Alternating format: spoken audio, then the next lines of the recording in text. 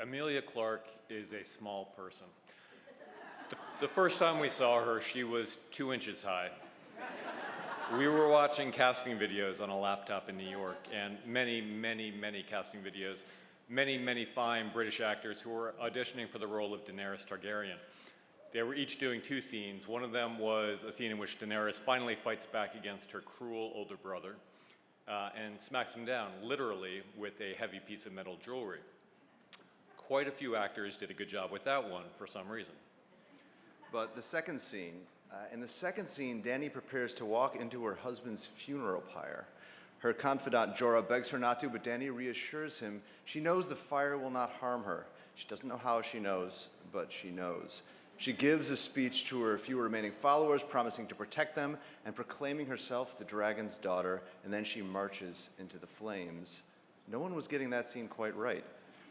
No one was projecting the religious certitude, the conqueror's charisma, the uncanny calm of a woman with a singular destiny that the scene demanded, and on which the success of the role and therefore the show would hinge. And then we clicked on the name Emilia Clarke. There she was, 2 inches high, looking into the camera and delivering that speech with an intensity that was almost unnerving. She was Joan of Arc, she was Lawrence of Arabia, she was the dragon's daughter. Our first meeting with Emilia was in Nina Gold's office, and it was a strange meeting. Based on her audition tape, we were expecting someone who was extremely intense. The woman who walked into Nina's office was not intense. She was relaxed, she was funny. When she laughed, her face transformed from that of a proper English person into an anime character. And that's not an exaggeration. If you were ever talking to Emilia when she laughs, her eyebrows literally turn upside down. We have never seen anyone else whose laugh turns their eyebrows upside down. And while it was impressive and remains impressive, it didn't seem very Joan of Arc. But then she performed the final scene again, and our certitude was as religious as Daenerys's. She was the one. Unfortunately, we still had to convince HBO. After the initial pilot we had shown them, their faith in our opinions was less than complete. So Emilia flew out to LA for a final audition in HBO's corporate theater, which was large, dimly lit, and empty, except for us two and the president of HBO. We were smiling, he was not. It was quite possibly the least inviting audition environment we had ever witnessed, and none of it mattered. She nailed that audition too. Still, the president of the company was playing it close to the chest. He nodded, poker-faced. Emilia asked if there was anything else she could do to lighten the mood. David asked, "Can you dance?" And without missing a beat, Emilia did the robot. She did it with commitment. She did it well. Maybe she'll do it later for you if you ask nicely. And even the president had no choice but to smile. She got the job 10 seconds after she left the room, and the two of us ran to tell her before she left the building because letting her get on an 11-hour flight home without knowing seemed like cruel and unusual punishment. And from her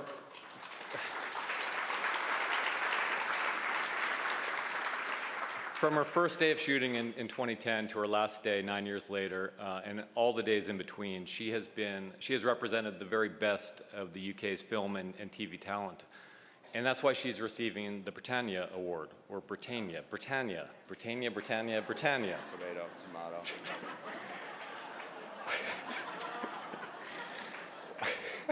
Which is meant to honor a person for doing just that.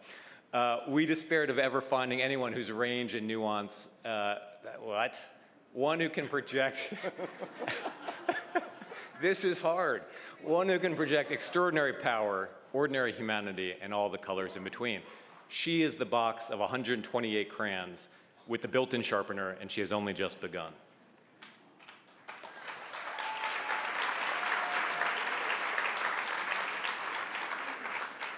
And that only covers what she has achieved on screen, which, as amazing as it is only a portion of what makes her so singular. Being cast in this role as a 23-year-old straight out of drama school was like getting shot out of a cannon. But in 9 years, Emilia has never once lost sight of the ground. She's not about complaints, she's not about demands, she's about getting the job done and getting the job done right. Her commitment is unflagging, both to the work she's doing and to the people doing it alongside her. Her basic decency runs right through to her core, as anyone who knows her can attest. She goes out of her way to make the day better for everyone around her.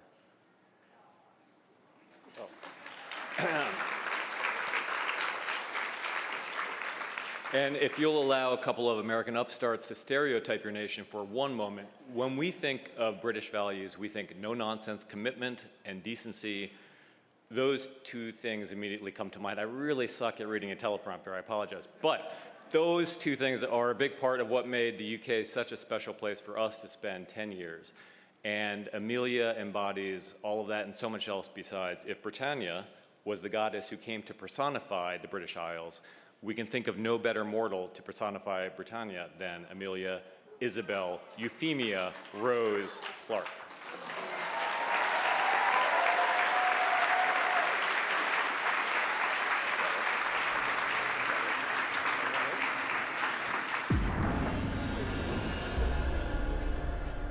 When Game of Thrones started, none of us really had any idea what a global phenomenon it was going to become. Emilia came into this first big job, young, vulnerable. I don't want to be his queen. It's probably one of the greatest character evolutions I've ever seen. Her story kind of paralleled her Daenerys storyline. And she had to do all these crazy things in her first season, and for anyone else, they probably would have broken down and said, no, I can't do this. And then she literally, like a phoenix, rises out of the ashes at the end of season 1, and ever since then, she's been a superhero.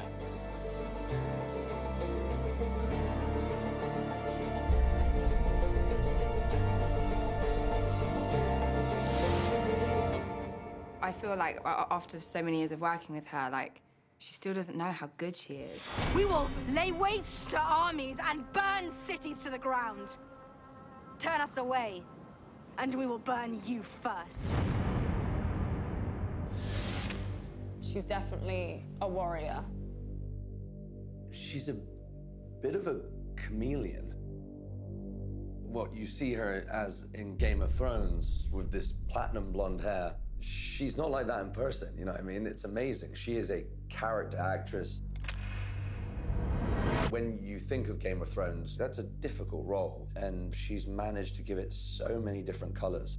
When you watch Emilia's performances, she's just a complete badass.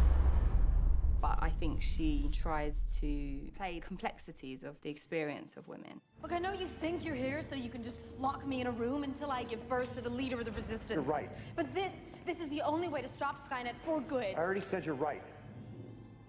Wait, what? She plays women who are relatable. So what are you going to do about your little problem? Problem? Oh, please. It's just us. You don't have to pretend. You can fall in love with her on screen. Will you stay?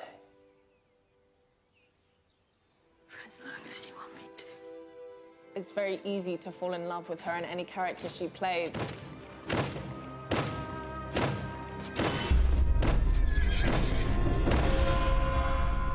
She has such versatility. You all right? Fine. But every role that she plays kind of mirrors who Emilia is. She's such a strong woman. She commands your attention.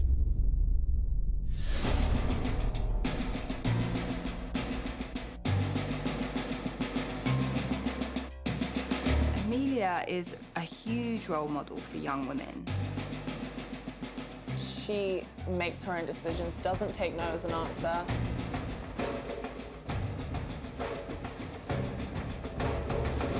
I'm looking forward to anything Emilia does. She's gonna smash it.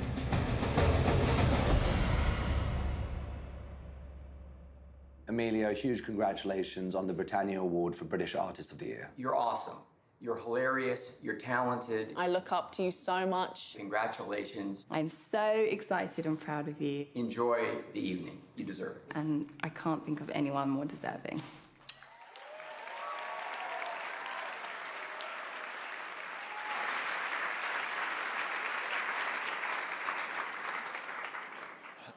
This show has meant more to us than we can put into words. And Emilia, you have meant more to us than we can put into words as well. To the most weird, wonderful, joyful, and outrageous decade of our lives, whenever we think of it, we will think of you, the rightful queen of the Seven Kingdoms, standing at the head of an army of mounted warriors, doing the robot. We love you. Come on up here and take this goddamn trophy.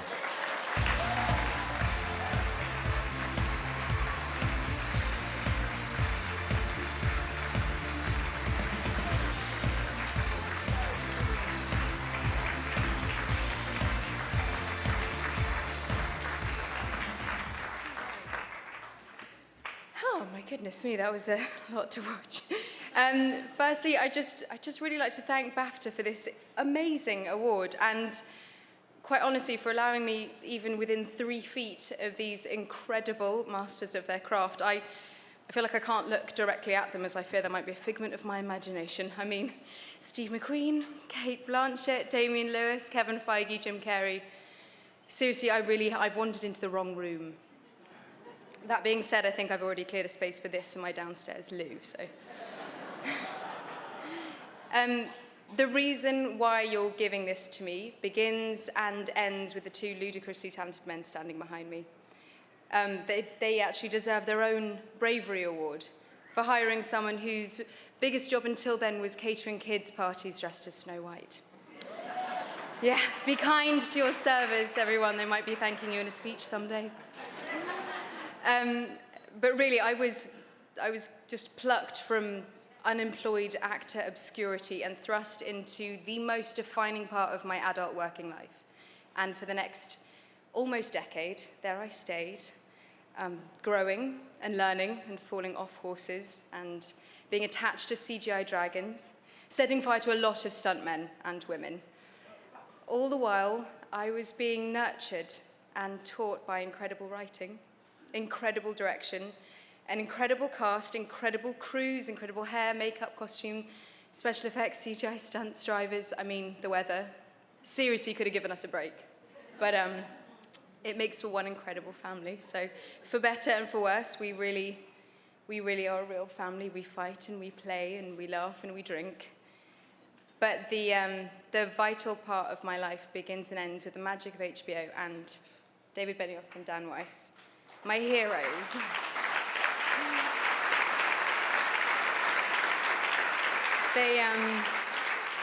They and the people who make the really big decisions gave me my career, which gave me a lot of strength to fight the real life battles. And so it just gave me determination to do them proud. And that's something I'm going to take with me forever. So BAFTA LA, I just want to thank you for giving me an excuse to thank them in front of more people than, you know, the Moco unit of Game of Thrones. So thank you so much, guys.